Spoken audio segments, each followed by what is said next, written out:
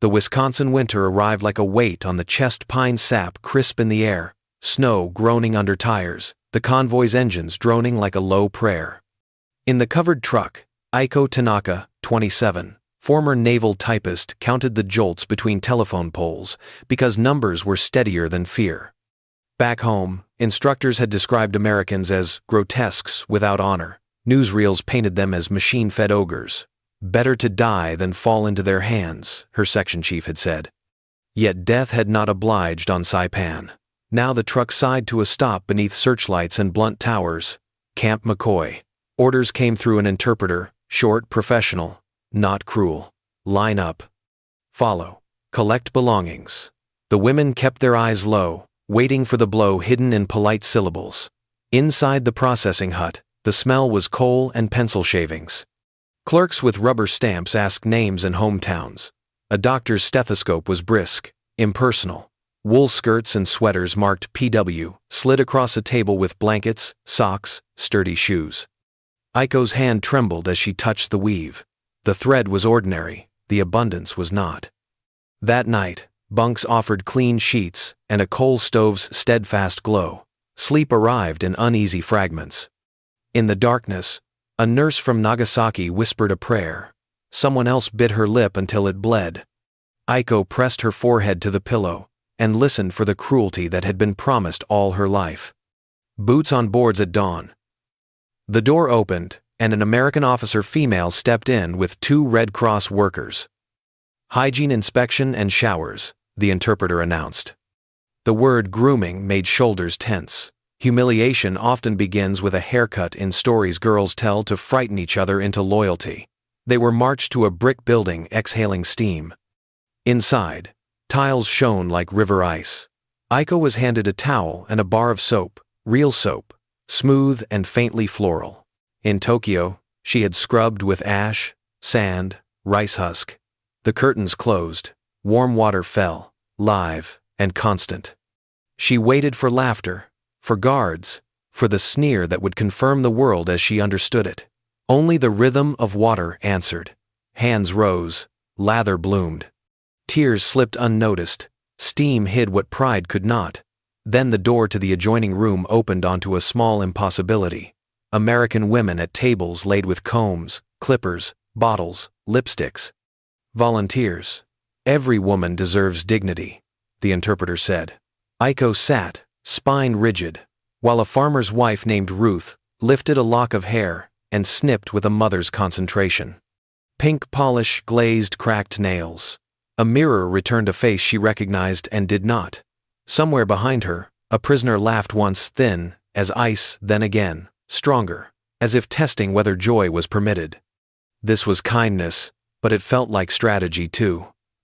A nation sure of its strength could afford gentleness. A nation with factories that never slept could spare soap for enemies. Aiko wrote a single line in a borrowed notebook. If dignity survives here, what else that I believed is untrue? By the 3rd Saturday, what began as dread had turned into anticipation. Word spread quietly in the barracks that the Americans brought, not just scissors and polish but magazines. Vogue, Harper's Bazaar, Ladies' Home Journal. The women, who had once whispered of head shaving and mockery, now whispered about nail colors and the strange glamour of glossy paper.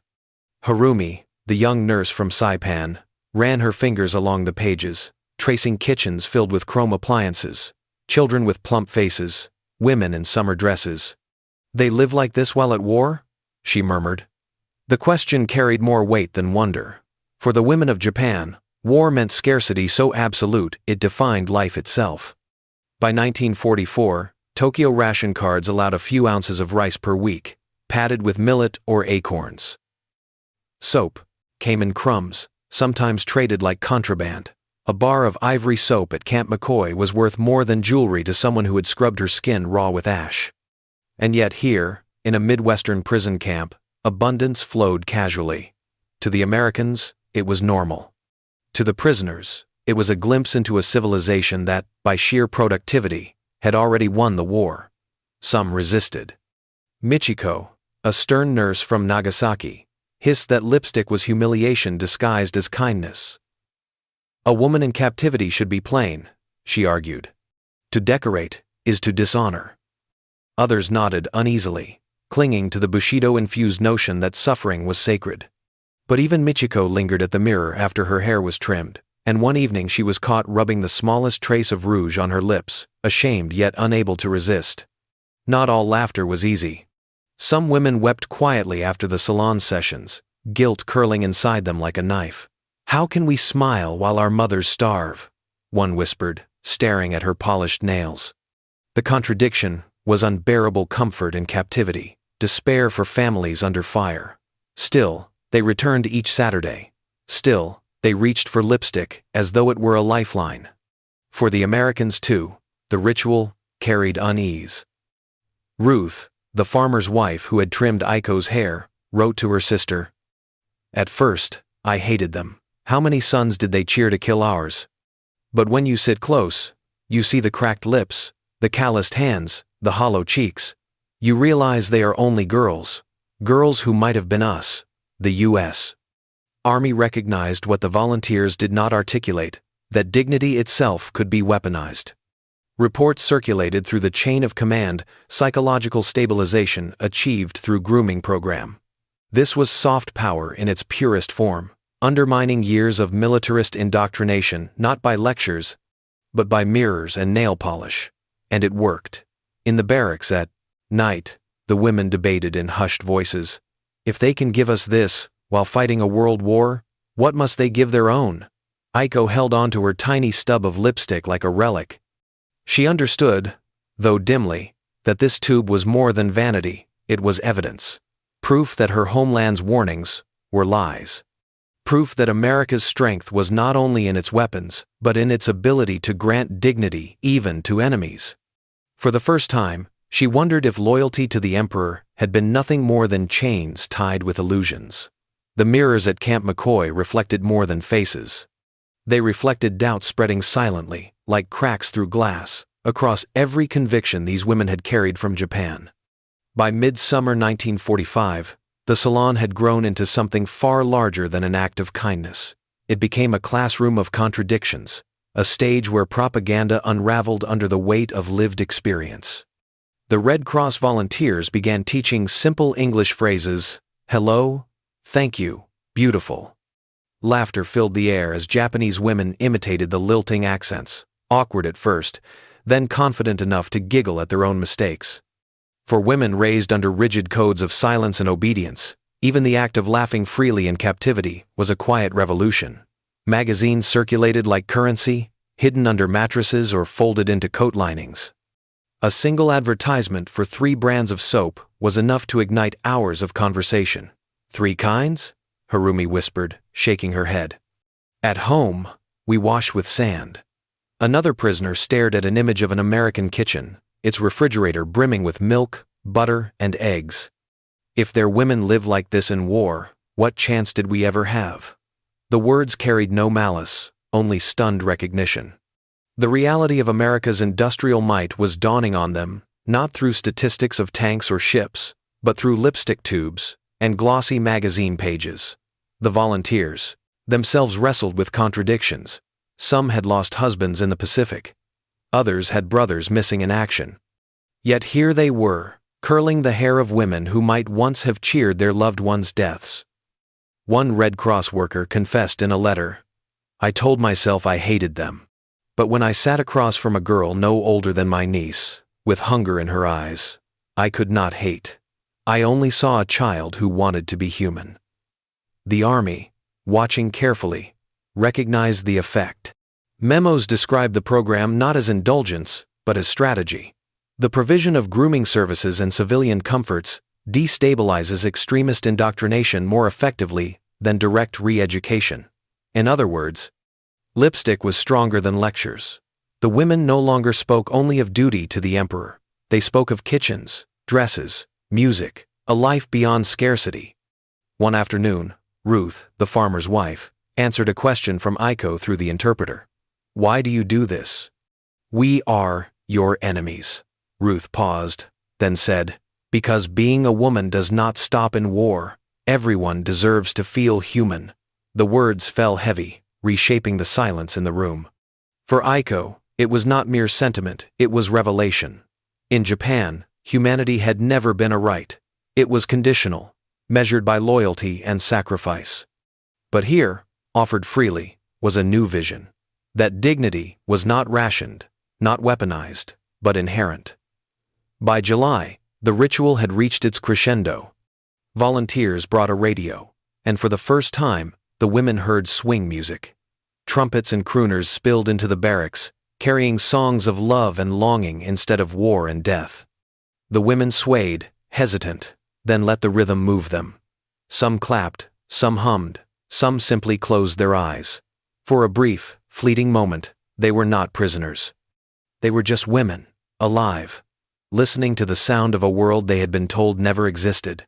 Yet beyond the barbed wire, the war was tightening its grip. Rumors seeped in: Tokyo burning, Okinawa lost, whispers of a new weapon unlike any before. The air inside the camp vibrated with contradictions, music and laughter within, a collapsing empire without. Aiko felt it in her bones: change was coming, and it would not be gentle. On the morning of the 7th of August, 1945, the camp awoke to whispers that spread faster than the Wisconsin wind. Hiroshima was gone, erased by a weapon no one could describe. 2 days later, the news of Nagasaki struck like a hammer blow, especially for Michiko, the nurse from that very city. She screamed until her throat gave out, her body collapsing into the arms of fellow prisoners. Others sat in stunned silence, rocking on their bunks as if motion alone could keep grief from swallowing them. Harumi, who had painted her lips crimson that morning, wrote a single line in her diary: "By evening, my city is ash."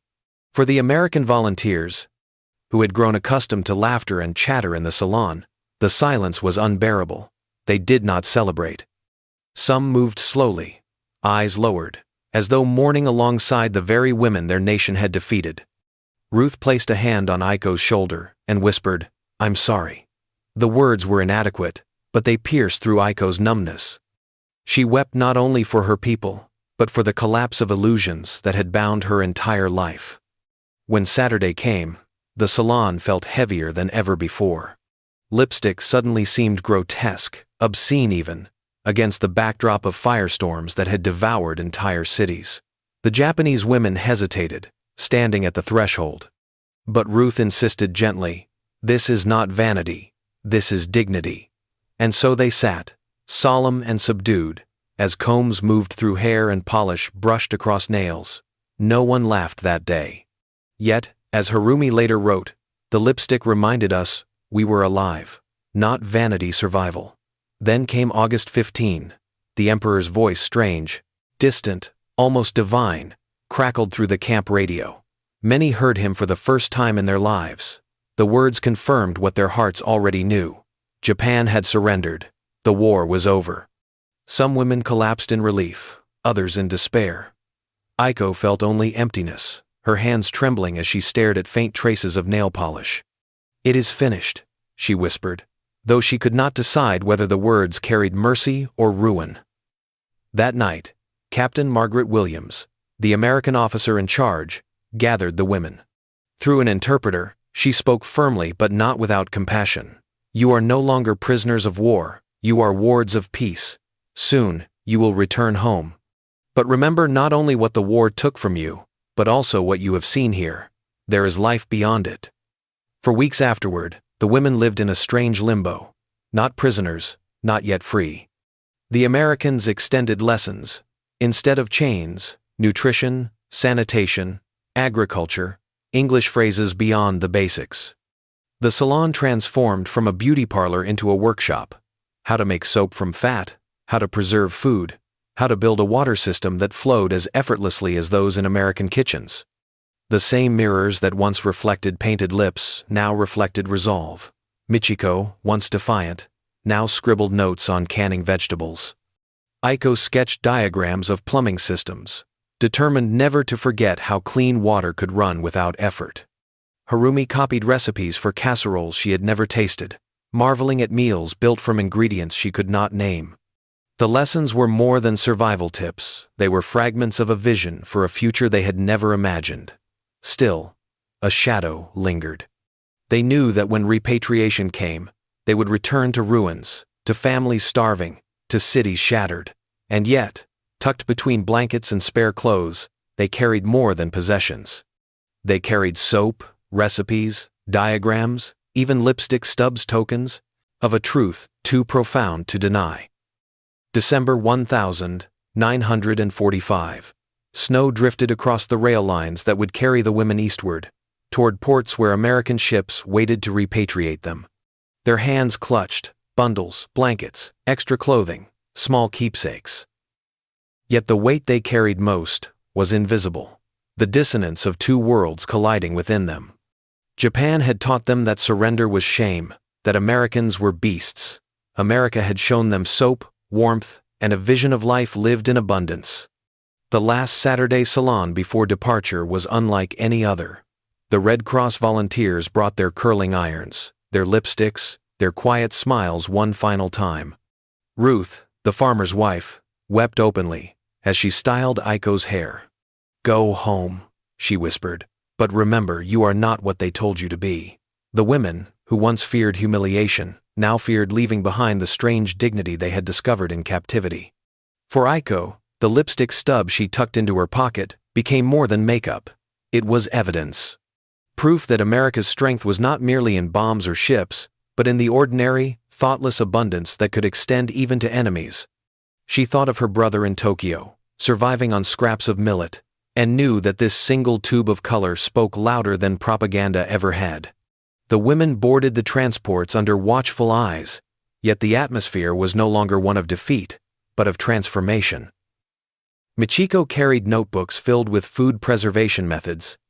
Harumi had sewn magazine clippings into the lining of her coat, images of smiling women in kitchens she could scarcely believe were real. Each woman held on to something: recipes, diagrams, English phrases, or memories of music that had once filled the barracks. For the Americans who had tended them, contradictions remained unresolved. They had painted the nails of women whose husbands may have killed their own sons.